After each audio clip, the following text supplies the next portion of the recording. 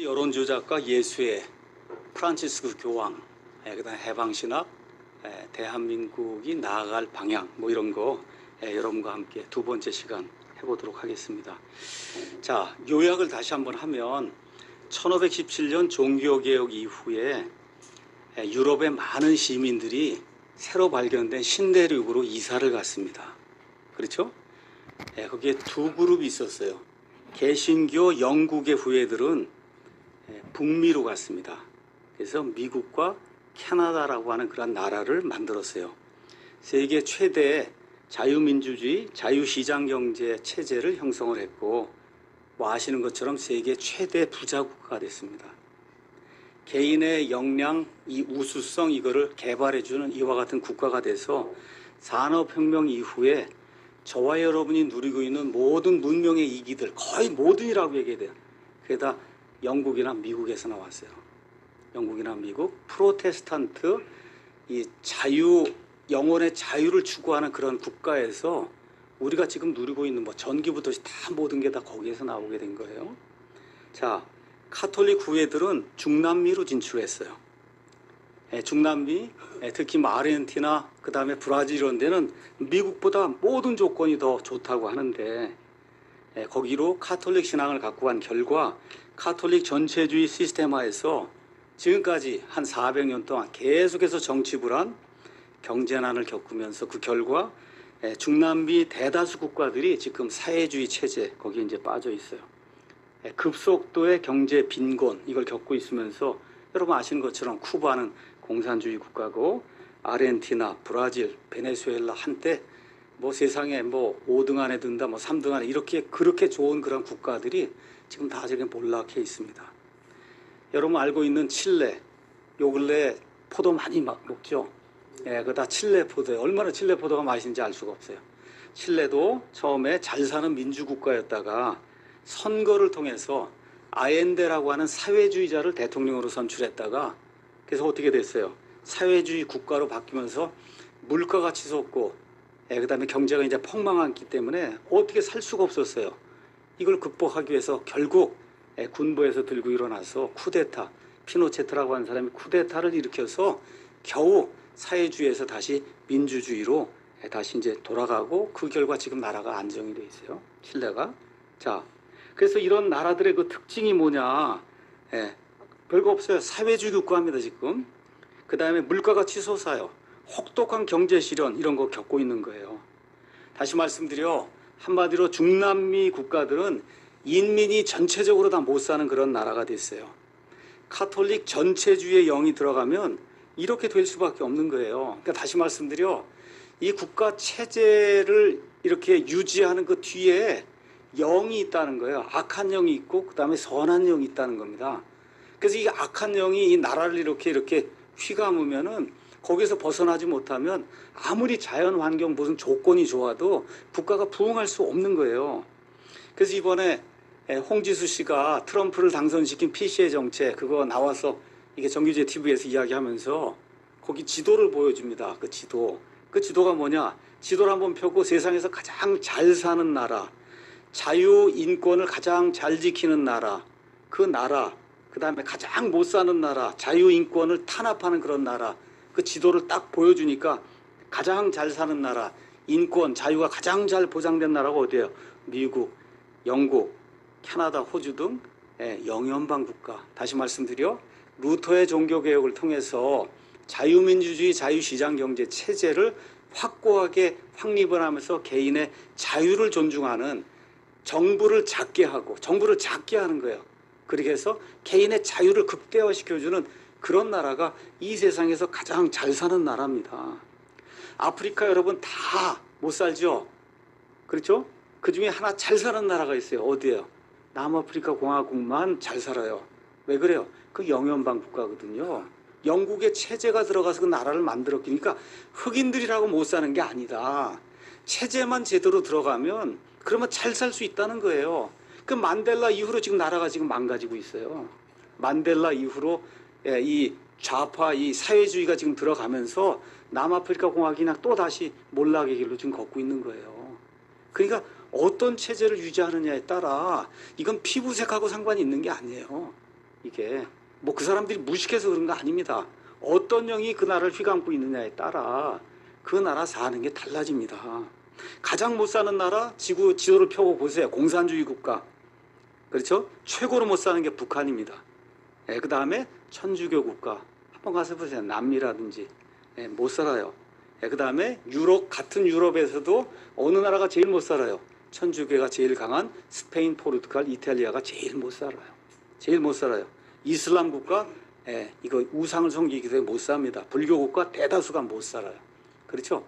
여기에 지금 예외가 어디라고? 일본이라고 그랬습니다. 일본은 기독교 국가는 아니지만 150년 전쯤에 이미 미국과 영국의 프로테스탄트 정신을 받아들여서 나라를 자유민주주의, 자유시장경제 체제로 완전히 바꿔버렸어요. 그러니까 기독교인은 많지 않지만 그 나라를 이끌고 가는 힘은 프로테스탄트, 영국, 미국의 정신이기 때문에 그래서 일본 잘 사는 거예요. 우리나라 비교해 보세요. 북한 안 됩니다. 이게 똑같아요. 자원도 훨씬 많아요. 예, 50배 우리 남한이 지금 잘 살아요. 왜 그래요? 체제가 좋기 때문에 그런 거예요. 체제가 좋기 때문에. 근데 이 체제는 어디서 온 거냐? 기독교에서 온 겁니다, 여러분. 이 대한민국의 이 아름다운 체제, 미국의 이 아름다운 체제, 인간이 만든 것 중에는 최고의 체제예요. 인간이 만든 것, 불완전한 인간이 만든 것 중에는 최고의 체제. 이 체제가 유지가 되면 국민이 행복하고, 예, 이 국민이 많은 기량을 발휘할 수 있는 이런 국가가 되는 거고, 이 전체주의의 영이 들어와서 사람을 이렇게 무지하게 만들어 버리면 그러면 아무리 지하 자원이 많고 자연 환경이 좋아도 살 수가 없습니다. 이게 역사가 증언해 주는 거예요. 역사가 증언해 주는 거.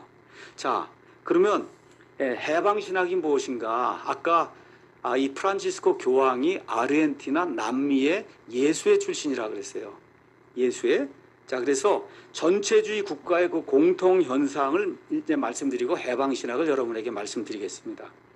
자, 이 전체주의 국가의 공통적인 현상이 있어요. 그건 뭐냐면 이 사람들을 지배하는 특수계층, 아주 소수의 특수계층만 엄청나게 잘 살고 나머지 인민은 평균적으로 노예 생활하는 겁니다. 그게 평등이에요. 그게 평등. 대표적인 사례가 러시아, 중국, 그 다음에 북한, 대다수 남미 국가, 대다수 캐톨릭 국가, 대다수 이슬람 국가, 뭐 100% 공산주의 국가는 위에 있는 조금 소수만 잘 살고, 그렇죠? 그 사람들을 먹여 살리기 위해서 온 부를 다 빼다가 그 사람들 먹여 살리니까 나머지가 평균적으로 노예 생활하는 이와 같은 시스템이 전체주의 국가예요. 전체주의 국가. 자, 이것이 특별히 남미에서 이제 문제가 된 거예요. 가만히 생각해 보니 북미와 비교해서 뭐 사람이 그렇게 틀린 것도 아니고 뭐 자연환경이 나쁜 것도 아니고 그렇죠? 이런 모든 게 이렇게 보면 모든 게 좋은데 왜 이렇게 남미는 이렇게 못 살고 이게 뭐가 안 되는가?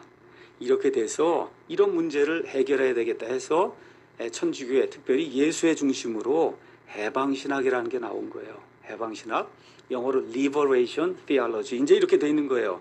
자, 그래서 이 네이버 가서 해방신학 이거 치니까 이제 해방신학 다른 사람 해방신학 이게 주장하고 있는 사람들이 적어놓은 그 해방신학 이야기가 나오기 때문에 있는 그대로 여러분에게 전달해 드리겠습니다. 우리 기독교인으로서 알아야 될 그런 내용이기 때문에 여러분에게 말씀드릴게요. 자, 해방신학의 배경. 이제부터 해방신학이라고 할 때는 해방신학은 뭐냐? 남미의 해방신학. 그러니까 해방신학은 어디에서 나오는 거냐? 남미에서 나오는 겁니다. 다른 데서 나오는 게 아니에요. 남미의 해방신학은 라틴 아메리카의 억압의 상황 속에서 태어난 신학이다. 역사적으로 볼 때 남미는 극심한 정치적 억압과 경제적 수탈 및 그로 인한 엄청난 빈부격차, 구조화된 실업과 문명으로 특징 지어진다. 남미의 비참한 상황은 서구 세계의 식민지 개척으로부터 시작이 됐다는 거예요. 그 선두주자였던 스페인과 포르투갈. 이 사람들이 본인들이 지금 해방신학을 만드는데 한번 생각해 보세요. 이걸 누가 그렇게 만든 거예요? 본인들의 선조, 그렇죠. 가톨릭 교인들이 이걸 다 이렇게 만들어 놓은 건데 지금 그거를 다 식민지 만드는 이런 사람들에게 치부해 버리는 거예요. 그래서 포르투갈은 무자비한 방법으로 남미의 원주민들을 대량 학살하고 그 전통 문화를 파괴하였다. 이게 천주교가 행했다고 천주교 신학자들이 이야기하는 겁니다. 본인들이. 자, 2차 세계대전 이후에 남미의 국가들은 명목상으로는 독립국가가 되었고 미국을 비롯한 서구 열강의 원조도 받았으나 그것이 이 지역의 정치적 자유와 경제적 평등을 가져오지 못했다는 거예요. 다 독립이 됐습니다. 우리 대한민국처럼 다 독립이 됐어요. 많은 자원이 있어요. 그런데도 불구하고 정치가 불안하고 경제가 아주 빈곤한 그런 상태를 유지했다는 겁니다. 서구의 여러 나라들이 내세운 근대 진보, 자유, 평등, 기회와 같은 모토들, 이게 뭡니까? 프로테스탄트 정신들이잖아요. 그렇죠? 이런 것들이 라틴 아메리카의 경우에는 약탈, 가난, 억압, 불평등의 모습으로 찾아왔다는 거예요. 그러니까 이게 뭐가 잘못이 있는데 이상하게 프로테스탄트 국가들에서는 자유평등, 기회, 진보 이런 것들이 나타났는데 이게 왜 남미에서만 다른 방향으로 나타나냐는 거예요. 그렇죠? 왜 그럴까? 왜 그래요? 천주교의 전체주의 영이 들어가기 때문에 개인의 이런 그 자유와 이런 것을 억압하기 때문에 그런 데서 문화가 꼽힐 수가 없는 건데 이 사람들이 잘못 짚은 거예요. 그래서 라틴 아메리카의 해방신학은 이런 억압의 상황 속에서 성경이 말하는 해방과 자유를 어떻게 이룰 수 있을까를 모색하는 데 가운데 태어난 상황적인 신학이라는 거예요. 그러니까 이게 성경에 나와 있는 그런 신학이 아니라 이런 상황을 모면해 보기 위해서 이걸 찾아보니 우리가 이렇게 해야 되지 않겠냐 하고 나온 그러니까 이무의 그와 같은 신학이다. 지금 이 해방신학 학자들이 이제 이야기하는 겁니다. 자, 그러면 라틴 아메리카의 이 해방신학 여기에 영향을 준 여러 가지 요소들이 있다는 겁니다. 첫 번째 영향은 교회는 인간의 존엄성을 교회는 카톨릭 교회를 얘기하는 겁니다. 사회 구조를 인간적으로 만들기 위해 노력해야 한다는 제2차 바티칸 공의회의 사회적 가르침이었다. 여러분 아까 제가 말씀드렸죠. 트렌트 공회를 만들고 나서 1960년경에 제2차 바티칸 공회를 열었어요. 그 바티칸 공회를 열어서 하나님의 은혜로 믿음으로 구원받는 게 아니라 행위가 있어야 되는데 이제 그 주장을 하고 그러면서 뭐라고 얘기했냐. 인간의 존엄성을 높이고 사회 구조를 인간적으로 만들기 위해 노력을 해야 된다고 바티칸 공회가 선언을 한 거예요. 그래서 그 바티칸 공회의 영향 속에서 1968년 라틴 아메리카의 주교들이 콜롬비아의 메델린에서 거기에서 교회의 중요한 사명 중 하나는 하나님의 백성으로서 가난한 자들의 인간으로서의 가치를 존중히 여기고 구조화된 사회학을 비판하며 극복하는 데 있다고 선언을 한 겁니다. 이렇게 되면서 공식적으로 해방신학이라고 하는 게 만들어져서 그래서 메델린 회의 이후 11년 사이에 남미의 그냥 전 세계를 이렇게 뭐라 그럴까 지배하는 그와 같은 신학으로 이 해방신학이 자리를 잡게 된 거예요. 두 번째, 해방신학의 형성에 영향을 준 두 번째 요인은 뭐냐 하면 1960년대 이후 서독에서 정치신학이 일어났다는 거예요. 그러니까 정치신학이라니까 정치적으로 뭘 풀어야 된다고 정치신학이 일어났다. 대표적인 주자가 윌겐 몰트만이라는 사람인데 이 사람이 세계 제2차 세계대전 독일 뭐 이런 게 다 일으키고 이런 거 보고 그 다음에 유대인 학살 이런 걸 이제 보면서 이런 게 일어난 이유가 뭐냐. 독일의 교회와 신학이 복음을 너무 개인주의적으로 이해를 했다는 거예요. 그러니까 개인의 구원 이쪽에 이게 가장 중요한 가치다. 이렇게 이제 하다 보니까 정치적인 보수 반동주의를 정당화했다. 이렇게 해서 히틀러의 나치즘이나 이런 것들을 정당화시켰다는 거예요. 교회가. 그렇기 때문에 기독교 복음의 정치적 사회적 책임을 강력하게 이제 주장을 했어요. 그래서 몰트만이 뭐라고 얘기했냐. 예수님이 선포한 하나님 나라는 정치적 요소를 그 안에 품고 있기 때문에 올바른 정치적 선택과 결단을 하는 것 역시 신앙의 본질이다 해서 정치를 적극적으로 이제 참여를 해야 된다. 이제 그렇게 외쳤어요. 그 중에 또 한 사람이 메츠라고 한 사람이 있습니다. 메츠는 예수님의 십자가 죽음은 로마 제국의 억압 구조에 대한 예언자적 항거의 죽음, 곧 정치적 죽음이었다. 예수님은 정치적인 죽음을 했다는 거예요. 영혼을 대속하기 위한 그런 죽음이 아니고.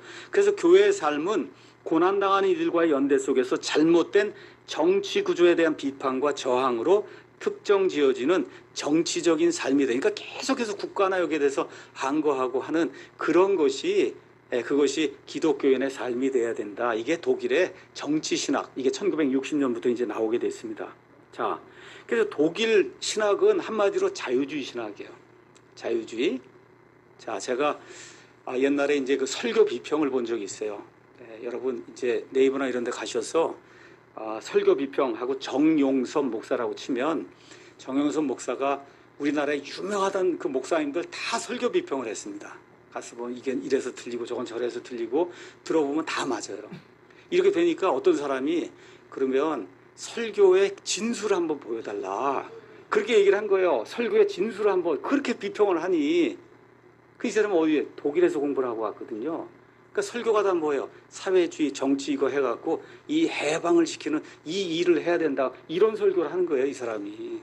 예. 그러니까 독일에서 뭐 신학을 하고 왔다 그러면 거의가 다 이런 신학을 하는 겁니다. 이런 자유주의 신학. 자, 중요한 게 있어요. 해방 신학의 형성에 맺힌 세 번째 주요 요인은 칼 마르크스의 사상이라는 거예요. 그러니까 해방 신학에는 필수적으로 마르크스주의가 그 안에 들어간다는 겁니다.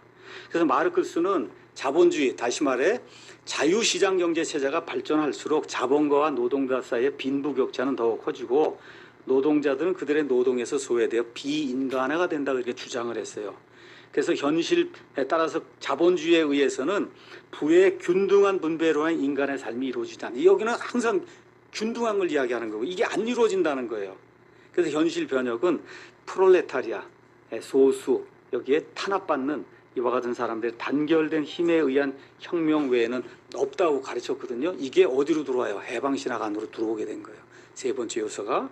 그 결과 이들은 남미의 정치적 억압과 사회 경제적인 수탈을 극복하는 길은 미국식 자유시장 경제 체제가 아니라 사회 총체적 혁명, 다시 말해 해방의 길이라고 주장을 한 거예요. 그래서 이름이 해방신학이 된 거예요. 제가 해방신학의 특징을 여러분에게 이제 말씀을 드리겠습니다. 해방신학의 첫 번째 특징은 해방신학이 구조적인 가난 속에 고난당하는 사람들의 삶에서 형성된 신학이라는 겁니다. 그래서 해방신학은 오직 고난받는 소수만을 위한 그런 신학이에요. 다시 말씀드려, 이 사람들이 사람 중심이라고 이야기할 때 그 사람은 고난받는 소수만 사람인 거예요. 고난받는 소수. 그 고난받는 소수를 위해서 중산층을 포함한 다수가 모든 재산을 내주고 희생하고 나눠야 된다고 하는, 이렇게 되면서 이 사람들이 하나님 중심의 신학이 아니라 해방신학은 한마디로 사람 중심의 신학이에요. 그 사람만 이야기하는 게 사람. 그래서 지금 사람 중심으로 해야 된다고 우리나라들 계속 얘기하는 게 이와 같은 맥락에서 지금 나오고 있는 거다. 두 번째, 해방신학은 사회변혁, 해방을 지향하는 신학이다. 전통적으로 교회는 자신의 주된 사명을 복음 전파로 인한 죄들로부터의 그 회심하는 거, 개인 영혼의 구원이라고 이렇게 생각을 해왔단 말이에요. 그렇죠? 가장 중요한 가치죠. 그렇죠? 죄에서 구원받는 게 가장 중요한 가치예요. 성경이 그걸 이야기하기 때문에. 근데 해방신학은 그 우선적 과제를 사회 정의를 이루어 억눌리는 자들을 해방시키는 데 둔다는 거예요. 그러니까 영혼 구원 이런 게 가장 중요한 그런 가치가 아니고 억눌린 자들에게 소셜 저스티스, 사회적 정의를 이렇게 베풀어 갖고 억눌린 자들에게 자유를 이렇게 가져다 주고 잘 먹고 잘 살게 이렇게 만들어 주는 게 그게 이 기독교가 말하는 복음의 핵심이라고 해방신학에서 이제 이야기하는 거예요. 왜 그러냐? 가장 우선적이고 긴급한 것이 사회 정의와 평등의 실현이라고 보고 있기 때문에 계속 우리나라에서 나오는 거, 그렇죠? 이 얘기하는 거예요. 경제민주화, 뭐 사회 정의, 무슨 평등, 이게 나오는 게 다 이런 개념에서 지금 나오는 겁니다. 세 번째, 해방신학은 신학의 가치를 그 신학이 얼마나 사회를 변화시키고 평등과 자유를 가져오는가 하는 데서 찾는 거예요. 따라서 이 신학은 논리적, 교리적, 객관적이기보다 열정적이며 예언자적이다. 이게 무슨 얘기냐면 선동을 통해서 사람들 이걸 일으켜갖고 막 이렇게 일으켜서 뜨겁게 이걸 만들어갖고 가슴에다 이거 부어놓으면 일어나거든, 부글부글. 그렇죠? 그러니까 논리가 없다는 거예요. 여기 얘기하는 게 성경에 나와 있는 논리도 없고 교리도 없고 누가 봐도 객관 이런 게 없다는 거예요. 가슴에다 가져다 이게 불을 지펴갖고 그렇게 해서 잘 살고 다 똑같이 나눠야 되지 않겠느냐, 이걸 해갖고 사람들을 흥분시켜서 거리로 내모는 이게 해방신학의 특징이라는 거예요. 해방신학의 특징. 자, 이렇게 이제 하다 보니까 선동적이고 목표를 이루기 위해서는 수단 방법을 가리지 않는 겁니다. 수단 방법을 안 가리죠. 폭력을 사용해도 아무 문제가 없고. 그래서 이 사람들은 최종적인 목표를 말할 때 유토피아적이며 이상주의적인 언어를 사용한다는 거예요. 말 그대로 이 브라질 뭐 아르헨티나의 이 해방 신학으로 모두가 해방이 되면 그냥 말 그대로 유토피아가 이루어진다. 이렇게 감언이설로, 이게 뭐예요, 여러분? 파퓰리즘이잖아요. 인기 영합주의. 그게 다 거기서 오는 거예요. 인기 영합주의라고 한 이런 것들이 거기에서 다 오는 거다. 그게 근본이 어디예요? 천주교에서 나오는 거예요. 이게. 넷째로 해방신학은 처음부터 분명하게 가난한 자들을 편드는 당파성의 신학을 전개한다. 그래서 해방신학자들에 의하면 교회는 지배자들과 피지배자들의 중간에 중립적인 자세로 서 있을 수 없고 우선적으로 편파적으로 가난한 사람 편만 들어야 된다는 거예요. 교회는 신학 자체가 가난한 사람들을 위해서 만들어진 거기 때문에 이것저것 이유 불문하고 무조건 가난한 사람이 옳다고 그렇게 이야기해야 된다는 거예요. 다시 말해 해방신학은 가난한 자들 위한 편애를 그 실천의 중심으로 삼는다. 이제 그 가난하다는 게 물질적으로 가난한 것 외에도 소수가 되면 그게 가난하다고 보는 거거든요. 동성애자 뭐 이렇게 되면 그게 이 이성애자들에서 억압을 받는 그러한 존재로 전락이 된다고 그렇게 믿으니까 무조건 그 사람들 편에 서야 된다는 겁니다. 이 사람들이 성경을 어떻게 해석하냐. 성경 전체는 가인과 아벨의 이야기부터 요한계시록에 이르기까지 하나님이 사회적 약자와 억눌리는 자들을 우선적으로 돌보시며 편애하신다는 기사로 가득 차 있다는 거예요. 이 사람들은 그렇게 보는 거예요, 성경을. 따라서 가난한 자를 위한 우선적 선택은 가난한 자 편을 드는 것을 교회가 항상 지켜야 된다는 거예요. 교회는 무조건 이유에 불문하고 가난한 자, 소수자를 보호해야 된다. 자, 그 다음에 여섯째, 더 나아가 해방신학은 하나님이 가난한 자들 편에 우선적으로 계시고 그들을 우선적으로 돌보기 때문에 가난한 자들만 진정으로 하나님을 이해할 수 있다는 거예요. 여러분 이해하시겠죠? 가난한 자들만 진짜 하나님을 이해하려면 뭐 하여튼 육신이 가난하든 뭐가 가난하든 소수 편에 서야만 하나님을 이해할 수 있다. 자, 그럼 해방신학 이야기하는 죄, 그 다음에 구원, 그리스도는 뭐냐. 해방신학은 죄를 사회 구조적인 악에서 찾는 거예요. 죄 문제를. 인간 내부에서 죄를 찾는 게 아니라 사회 구조적으로 문제가 있다. 여기서 죄가 있다는 거예요. 예. 자, 그래서 해방신학에 있어서 죄는 우선적으로 사회 정치적인 죄를 얘기하는 거예요. 인간 개인이 가지고 있는 그런 죄가 아니라 사회 정치적으로 세상에 나타나는 그런 구조적인 그런 악이라는 거예요. 그래서 그것은 하나님이 원래 의도하신 자유와 평등 그리고 사랑의 공동체로서의 인간 사회를 파괴하는 악의 힘, 이런 것이 죄라는 겁니다. 그 다음에 성경을 자의적으로 해석하는 거예요. 우리가 여러분 출애굽기 12장에 가서 보면 유대인들에게나 우리 기독교인들에게나 가장 중요한 출애굽 사건이 나오잖아요. 그렇죠. 그 어린 양을 죽이고 그 피를 이렇게 뿌리고 그렇게 될 때 하나님이 그렇죠. 천사를 보내고 했는데 그 죽이는 자가 이걸 뛰어넘으면서 이 피로 말미암아 사람의 행위와 상관없이 구원받는 이런 모든 게 거기 아름답게 이렇게 나와 있잖아요. 이 사람들 그렇게 해석 안 하는 거예요. 이집트에서 억압받은 사람들이 정치적으로 해방이 된 거다. 이렇게 해석을 하는 거예요. 다른 의미는 없다는 겁니다. 그게. 또한 해방신학은 그리스도는 어떤 존재냐. 무엇보다 먼저 총체적인 구원 곧 해방을 가져온 분이다. 그래서 해방자 그리스도라고 이야기하는 거예요. 이 사람들이. 특히 이 신학은 예수님이 선포했던 하나님의 나라는 해방과 가난한 자들의 해방과 그들에게 자유를 선포하는 그런 나라였다고 그렇게 이제 이야기를 하는 겁니다. 그래서 이런 점에서 해방신학은 교회를 하나님 나라를 선포하신 예수님을 뒤따르는 공동체이자 하나님 나라를 이 땅에 구현하는 공동체로 이해를 하고 있어요. 그래서 해방신학에서 그리스도인이 된다는 것은 역사 속에서 하나님의 자유와 해방에 참여하는 것을 뜻하는 그게 사회 뭐 정의를 부르지 거기 나가서 막 해서 뭐 하는 게 그게 구원이라는 거예요. 구원. 이렇게 이 사람들이 그렇게 이해를 하는 겁니다. 자, 그럼 해방신학의 문제가 여러 가지가 있습니다. 첫 번째 문제는 해방신학은 반드시 공산주의, 사회주의 좌경화를 가져와요. 왜 그러냐? 칼 마르크스주의가 그 안에 들어가 있기 때문에 이 해방신학을 하는 데는 반드시 거의 100%입니다. 100% 공산주의 좌경화가 이루어진다는 겁니다. 두 번째 특징이 뭐냐? 목적을 달성하기 위해 폭력 사용을 방관하거나 동조해요. 그래서 평화로운 방법이 아니라 과격한 폭력 시위. 그러니까 여러분 무슨 일을 하면 그냥 이 전경들이나 이런 거 막 때려 눕히고 버스를 뒤집어 엎고 화염병을 던지고 하는 그런 것들이 다 남미에서 수입이 되는 거라는 거예요. 남미에서 수입이 되는 거다. 다시 말해 법치주의가 아니라 이걸 법으로 풀어야 되겠다는 거 아니라 어떻게 광장으로 달려나가는 촛불 들고 달려나가는 인민민주주의를 이 해방신학에서 실천을 하는 거예요. 그래서 이 가톨릭 교회는 아까 제가 말씀드린 토착화 신앙을 한다 그랬습니다.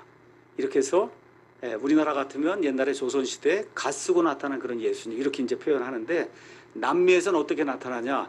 군인이 총을 들고 그렇죠 해방하러 오는 예수님이 그렇게 표현이 되고 있어요. 이 그림으로 사파로 예수님을 해방자 예수로 그렇게 표현하고 있어요. 총을 들고서라도 인민을 해방시켜주는 이와 같은 분이 예수님이다. 여기에 대표적인 사람이 남미의 영웅으로 여기 한국의 수많은 젊은이들이 추앙하고 있는 체게바라라고 하는 사람이 있어요. 아르헨티나의 완전 공산주의자거든요. 이러한 사람, 무력으로 뭘 이렇게 하는 그런 사람을 너무나 많은 사람들이, 젊은이들이 추앙을 하는 거예요. 이게 다 남미에서 지금 수입이 된 겁니다. 자, 세 번째, 국내에서는 이 해방신학이 우리나라에서는 민중신학이란 그런 이름으로 바뀌게 됐어요. 민중신학. 그래서 대표적인 사람들, 제가 이름은 되지 않겠습니다. 여러분 가서 민중신학 치면 다 나오기 때문에 자유주의 교단의 신학자들은 다 해방신학 하는 사람입니다. 근데 그걸 우리나라에서는 민중신학으로 바꿔놨어요. 특별히 성공회 대학의 좌파들은 다 민중신학, 해방신학 하는 사람이다. 신영복이니 이런 사람 다 성공회 대학 거기 출신이거든요. 거기 했거든요. 그러니까 이번에 개원한 사람, 그 주도한 사람도 거기 사람이고 이게 다 해방신학, 민중신학 이거 한 사람들이 이렇게 개원이나 이런 것들을 그런 방향으로 끌고 가는 거예요. 네 번째 특징이 있어요. 고통과 고난이 닥치면 그 이유를 나한테서 찾으려고 하지 않고 경제 사회적인 구조학에서 찾으려고 그러는 거예요. 구조학에서. 그 결과 어떤 일이 생겨요? 계급투쟁이 생기는 거예요. 나보다 저 위에 있는 계급이 자꾸 나를 누르기 때문에 내가 이렇게 어렵게 산다는 거예요. 그러면 사회를 보는 눈이 그렇게 바뀌게 되면 정상 사회가 성찰이 안 되는 거예요. 모든 게 다 그런 눈으로 보니까 그래서 정상 생활이 안 되는 겁니다. 그러니까 어떻게 돼요? 사회주의 혁명해야 되고 정치적 의식화 이런 교육이 그냥 자동적으로 이제 이루어지게 되는 거예요. 그래서 대체로 이거 대체로 얘기합니다.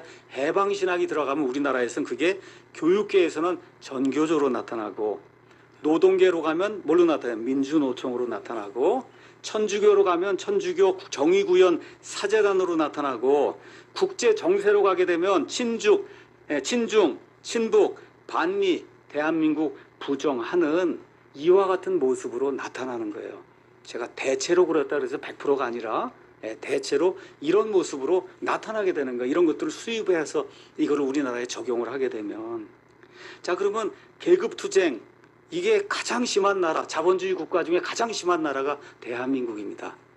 이 자유시장경제 체제를 유지하는 나라 중에 이렇게 계급투쟁이 심한 나라가 없어요. 다 거기서 수입이 돼갖고 민중신학 이런 걸로 포장이 돼갖고 그래서 교계 안으로 다 들어오고 이렇게 되면서 이 자유주의자들이 너무 많이 이제 생기다 보니까 계급투쟁은 뭐 하는 거냐? 잘 사는 자와 못 사는 자를 구분하는 거예요. 잘 사는 나라하고 못 사는 나라를 구분하는 겁니다. 이렇게 해서 가난한 사람, 동성애자, 이슬람 교도, 외국인 노동자, 난민 등 사회적 약자만을 사람으로 보는 거예요. 그러니까 여기서 사람이라고 이야기할 때는 다시 말씀드리면 소수의 이와 같은 사람만 진정한 의미의 사람이고 이렇게 중산층에 속하고 경제에 부를 창출한 이런 사람은 사람으로 안 보는 거예요. 나머지 사람들의 것을 빼앗아서 이들에게 나눠줘야 사회적인 평등, 예수님이 얘기하는 해방이 이루어진다는 겁니다. 이렇게 하다 보니까 경제 생산에는 관심이 없어요. 오직 분배만 하는 거예요. 근데 분배할 때도 이름은 멋있게 해요. 뭐라고 해요? 경제민주화다. 그렇게 얘기하는 거예요. 여러분 경제민주화가 뭐예요? 가진 사람 거 빼앗아서 나머지에게 나눠준다는 그게 경제민주화예요. 이름은 그럴듯하게 포장을 하고 있는데 내용이 다 이런 거예요. 그러니까 그 결과 해방신학 이거 주장하는 사회주의 또 급진적인 이와 같은 그 이념 사상이 들어오게 되면 그 나라의 경제는 폭삭 망할 수밖에 없습니다. 망할 수밖에 없어요. 지금 우리나라의 현실이 지금 그렇게 되고 있기 때문에 전 세계 모든 나라가 지금 다 호황을 누리는데 우리나라만 가장 큰 불황에 가장 큰 실업률 지금 기록을 하고 있는 거예요. 왜 그래요? 성장 없이 분배만 하려고 그러니까. 여러분 뭐 피자가 있으면 피자가 있어야 이걸 뭐 나눠줄 텐데 그래서 무조건 나누자고만 하는 이 피자는 없고 이걸 어떻게 나눌 수가 있어요. 지금 이런 구조적인 이 모순에 지금 우리나라가 지금 빠져들고 있는 겁니다. 자, 그래서 드루킹이 뭐라고 얘기했냐? 문재인 정부 실세는 예수의 선서를 한 사람들이다. 그렇게 얘기를 했어요. 다시 말씀드려 해방신학의 심취된 자들, 예수의 해방신학의 심취된 자들이다. 그래서 드루킹이 뭐라 그래? 그들의 조국은 어디예요? 로마 카톨릭 교회다. 로마 카톨릭, 로마라고 이야기하는 거예요. 우리나라 해방신학 정권의 효시는 김대중 대통령입니다. 천주교의 현 정권의 핵심 세력들 어느 분이 분석을 다 해놨어요. 천주교들하고 문재인 대통령 디모테오 이게 카톨릭 이름으로 김정숙, 골룸바, 임종석은 세례명이 프란치스코입니다, 여러분. 프란치스코 지금 교황이죠. 조명균 통일부 장관, 송영무 국방부 장관, 도종환 문체부 장관, 그렇죠? 또 재밌는 게 있어요. 이번에 시장 나오는 박영선 씨 아시죠? 서울시장. 2017년 5월 27일에 개신교에서 카톨릭으로 개종했습니다. 개종. 이게 하나가 안 되면은 이게 안 되기 때문에 개종을 했어요. 여러분, 감리교회 다니다가 장로교를 가면 그러면 교회를 바꿨다 그래요.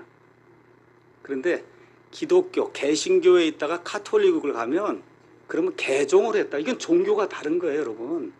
종교가 다른 거야. 천주교하고 기독교는 종교가 다른 겁니다. 천주교는 전체주의, 교황 전체주의, 거의 공산주의와 같은 그와 같은 시스템, 인민이 노예가 되는 그런 시스템, 봉건주의 시스템이에요. 이 기독교는 사람들에게 자유와 영혼의 자유, 그렇죠? 이와 같은 그 인권의 부흥을 가져다 주는 아주 천차만별 이렇게 아주 완전 천양지차되는 이와 같은 종교가 다른 겁니다, 이게. 이번에 댓글 공작 김경수, 이거 천주교 바오로예요. 세례명이. 얼마 전에 낙마한 김기식 천주교입니다. 또 김영춘 해수부 장관 이름이 다니엘이네요. 천주교예요. 재밌는 게 있어요. 지금 좌파 그 진영에서 유명한 김미화가 개신교에서 카톨릭으로 개종을 했고 김재동도 개신교에서 카톨릭으로 개종을 했습니다. 신문 치면 다 나와요. 김재동 개신교 카톨릭 치면 개종한 게 나와요. 그러니까 제가 이렇게 말씀드리려고 하는 게 뭐냐. 만일 이들이 정말로 예수의 전설을 했다고 하면 그것은 곧 카톨릭 예수의 남미의 해방신학 노선을 추구하겠다는 거예요.